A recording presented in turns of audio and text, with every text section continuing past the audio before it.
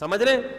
اس کے حساب سے وہ حجاج بن یوسف جو تھا نا، وہ ایک دفعہ کہیں بازار میں نکلا ہوا تھا، تو ایک ایسی بیچارہ چھوٹا سا کوئی چپڑاسی ٹائپ کا آدمی بیچارہ، حجاج نے ڈھاٹا باندھا ہوا تھا نا، پہلے زمانے میں بادشاہ وہ ڈھاٹا باندھ کے نکلتے تھے، ایک عزت سمجھی جاتی تھی کہ ہم اپنا چہرہ نہیں دکھاتے کسی کو. تو حجاج نے ویسے ہی یہ دیکھنے کے لیے کہ میرے بارے میں اس کی کیا رائے ہے، حجاج نے جا کے اس سے پوچھا کہ حجاج بن یوسف کیسا آدمی ہے؟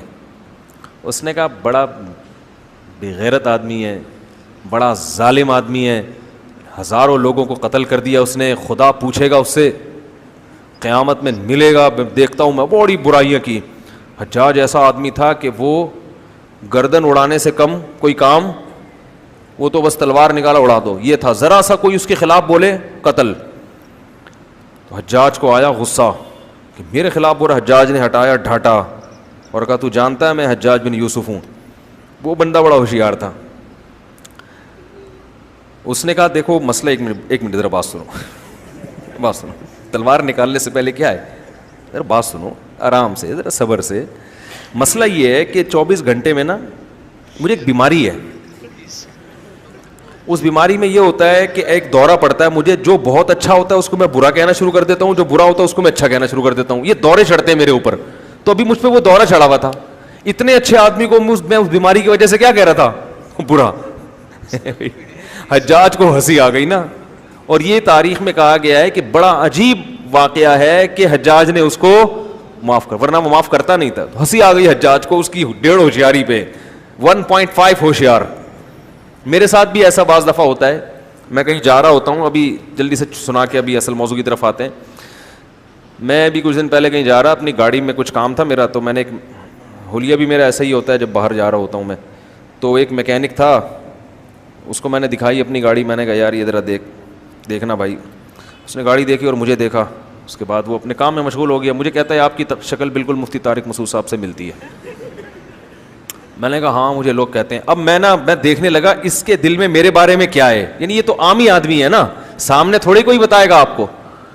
میں نے کہا ہاں یار میں بھی ان کے بیانات سنتا ہوں. کہہ رہا ہاں میں بھی سنتا ہوں. میں نے کہا آپ کا کیا کیسے ہے، کچھ ڈھنگ کے آدمی لگتے ہیں کچھ. کہہ رہے میں تو وہ ہوں ذرا بریلوی مسلک کا ہوں، لیکن میں ان کو بھی سنتا ہوں. میں نے کہا اچھا ماشاء اللہ، تو کیسا بیان کرتے ہیں؟ کہہ رہے بیان تو اچھا ہوتا ہے لیکن یار ایک بات بہت خراب ہے ان کی. اب پوری مجھ سے باتیں کر رہے ہیں وہ. میں نے کہا کیا کہہ رہے مسجد پہ بیٹھ کے لطیفے سناتے ہیں. یار یہ کہاں کا اسلام ہے یار، مسجد پہ بیٹھ پہ ہنسی مذاق کی باتیں. میں نے کہا چلو میں مفتی صاحب سے کبھی ملاقات ہوئی تو کہہ دوں گا کہ یار ایسا نہ کیا کریں. میں نے کہا باقی کوئی مسئلہ ہو؟ کہہ رہے نہیں باقی تو ٹھیک ہے ماشاء اللہ اچھا بیان کرتے ہیں، لیکن یہ مجھے پسند نہیں آتا ان کا کہ مسجد میں بیٹھ کے لوگوں کو ہنساتے ہیں. پھر گپ شپ ہوتی رہی. بالکل جب اینڈ میں نا میں جانے لگا، میں نے کہا میں وہی ہوں. میرے ساتھ ایسا بہت ہوتا ہے. ایک دفعہ میں اترا گاڑی سے، تو وہ ایک چھولے والا ہے، چھولے چاٹ نہیں ہوتے، ایک آگے کہیں یو پی کی طرف نا ایک چھولے کی وہ ہے، ریڑھی پہ چھولے لگاتا ہے. میں بچپن میں ایک ہمارے پرائمری اسکول میں جب پڑھا کرتا تھا تو وہاں ایک چاٹ والا آیا کرتا تھا. اس کی چاٹ بڑی مزے کی ہوتی تھی. وہ ہاف ٹائم جب ہوتا تھا نا، ہم اس کی چاٹ لے کے گھر سے، پیسے ملتے تھے جیب خرچی کے، اس وقت تو 58 چمنی ہوا کرتی تھی، تو وہ میں چاٹ لے کے کھاتا تھا اور انگلیاں چاٹتا رہتا تھا. تو بالکل اس کی چاٹ کا وہی ذائقہ تھا. تو مجھے اپنا بچپن بڑا یاد آتا تھا اور وہ وہی ٹیسٹ بالکل. تو میں اپنی گاڑی کہیں کنارے پہ لگا کے نا، تھوڑا سا حلیہ بھی میرا ایسے کچھ پگڑی وگڑی نہیں، ایسا خراما گئے اور وہ پھٹے پہ بیٹھ گئے نا، کیونکہ وہ بیچارے کا سیدھی ریڑھی ہے اس کی، کوئی بڑی ہوٹل تو ہے نہیں، اور بڑے ہوٹل میں وہ ٹیسٹ وہ آتا نہیں ہے. تو وہ ٹیسٹ مجھے وہیں آتا تھا. تو میں نے وہ ریڑھی سے میں نے کہا یار وہ، اور میں اکٹھے 2 لیتا ہوں، وہ اتنا مزہ آتا ہے مجھے، وہ 2 چاٹ لیتا ہوں میں. تو میں وہ پھٹے پہ آ کے بیٹھ گیا وہیں پہ. وہ ایک بینچ سا رکھا ہوتا ہے نا جہاں سارے چرسی ہیروئنچی بھی آتے ہیں وہاں پہ، اور ہر طرح کے لوگ آتے ہیں. تو ہم وہاں منہ نیچے کر کے بیٹھ گئے.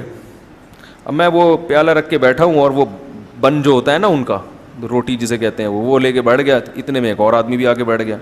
جب آگے بیٹھا مجھے یوں دیکھا، کہتا ہے یار مفتی طارق مسعود سے آپ کی شکل ملتی ہے. اچھا اس کے تصور میں بھی نہیں کہ میں وہ ہوں. تو میں نے کہا ہاں یار مجھے اور لوگوں نے بھی کہا کر، اور آواز بھی بالکل ملتی ہے.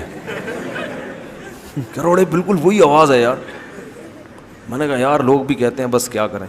کہہ رہے اور سب سیٹ ہے. میں نے کہا وہ اس کا تصور میں بھی نہیں کہ میں, کیونکہ بہت میرے بیانات سنتا تھا وہ, تو میں نے کہا کوئی سنتے انتے بیانات. کہہ رہے ہاں میں تو بہت سنتا ہوں یار, بڑا مزہ آتا ہے یار, بڑا انجوائے. کہتے ہیں میں جب ٹینشن میں ہوتا ہوں تو ان کا بیان لگا کے بیٹھ جاتا ہوں. مجھے بتا رہے ہیں نا, کہہ رہے میں جب ٹینشن میں ہوتا ہوں نا ان کا بیان لگا. کہہ رہے دین بھی سیکھنے کو ملتا ہے, مزہ بھی آتا ہے, بڑا مزہ آتا ہے. اچھا گپ شپ ہو رہی ہے, چھولے چاٹ کھا رہے ہیں. میں نے کہا تھوڑی مرچیں ڈالنا ہے یار اس میں سے, ٹھیک ہے نا. تو میں مرچیں بہت کھاتا ہوں, کھانی نہیں چاہیے. تو جب اچھی طرح چاٹ پاٹ کر کے نا جب جانے لگا, میں نے کہا بھائی میں وہی ہوں. کہہ رہے نہیں یار. میں نے کہا بھائی میں سچی مچی کا وہی ہوں, سچی مچی کا مفتی طارق مسعود. تو ایسے قصے ہمارے ساتھ ہوتے رہتے ہیں. تو یہ تو میں نے اس پہ سنایا کہ جیسے حجاج بن یوسف تھا نا, اس کو پتہ نہیں چلا اور اس نے کھل کے اس کے خلاف بولنا شروع کر دیا. تو آپ کے بارے میں لوگوں کے دل میں کیا ہے یہ جب پتہ چلتا ہے کہ جب آپ کسی سے اپنے بارے میں پوچھو اور اس کو پتہ نہ ہو کہ آپ وہی ہیں. تو یہ بات اس پہ چلی تھی کہ جیسے حجاج ابن یوسف کو دیکھ کر اس کے اسٹیٹمنٹ بالکل چینج ہو گئی نا, اور عقل مندی کا کام کیا نا, اس کو پتا تھا بلا وجہ میری گردن اڑا دیتا. تو پہلے ہی اس بات کا خیال کر لینا چاہیے کہ بھائی اس آدمی نے ڈھاٹا باندھا ہوا ہے, پتہ نہیں یہ وہ یا اس کا آدمی نہ ہو. تو فنڈر گیری اچھی نہیں ہوتی.